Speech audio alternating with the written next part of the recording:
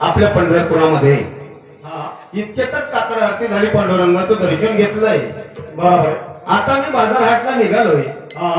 परंतु माऊली, तुम्ही या ठिकाणी तुमचे फाटलेले कपडे, अंगातला जो अंगरखा पूर्ण फाटलेला आहे, टोपी पण घातलेली आहे आणि ती पण अशी अस्ताव्यस्त आहे.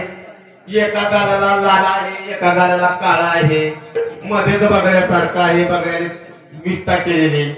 ही अवस्था तुमची काय आहे माऊली?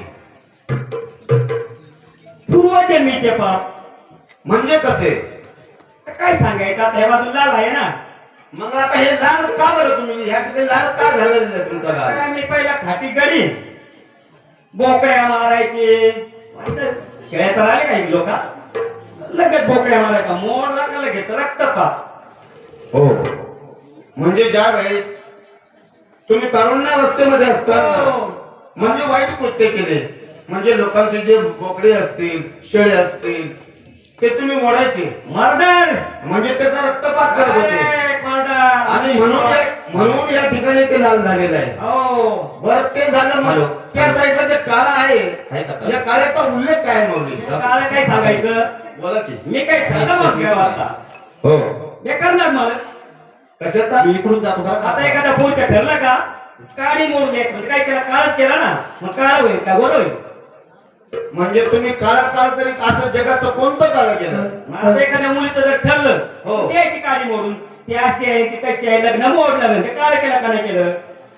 तातेश्री, हे बघा यांचं काळ कसं झालं. काय म्हणतायत ते? एखाद्याच्या मुलीला स्थळ आलं, ते बिचारी काळी असतो, गोरी असतो, नगरी असतो, पांगळी असतो, प्रत्येकाच्या लेकराचं ते आपलं रक्त असतं, ब्लड असतं.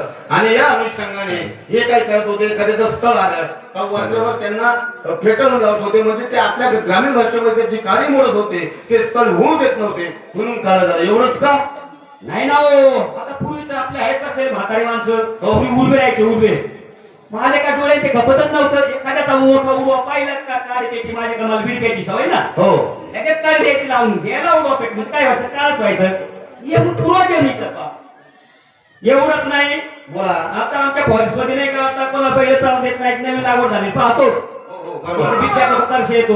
हो, काय येतं इकडे तिकडे नाही, तर शेळ्या रूम पडतो ना, हो, याची काळी लावून हॅलो, त्याला आता डोंगर काळ तिकडे काळ व्हायचं, बरोबर आहे. सगळ्या गोष्टी बरोबर आहे. कारण जो चोर असतोय, जो वाईट कृत्य करणार असतोय, तात्या तो पुढे पुढेच बोलतोय, कधी लक्षात ठेवायचं, असा तर्क निघाला. म्हणून दादा, हे या ठिकाणी सर्व तुम्ही पातकाचे भार आहात आणि पातक कर्म करणारे आहात. पण हे सफेद काय आहे त्याचं सांगावं.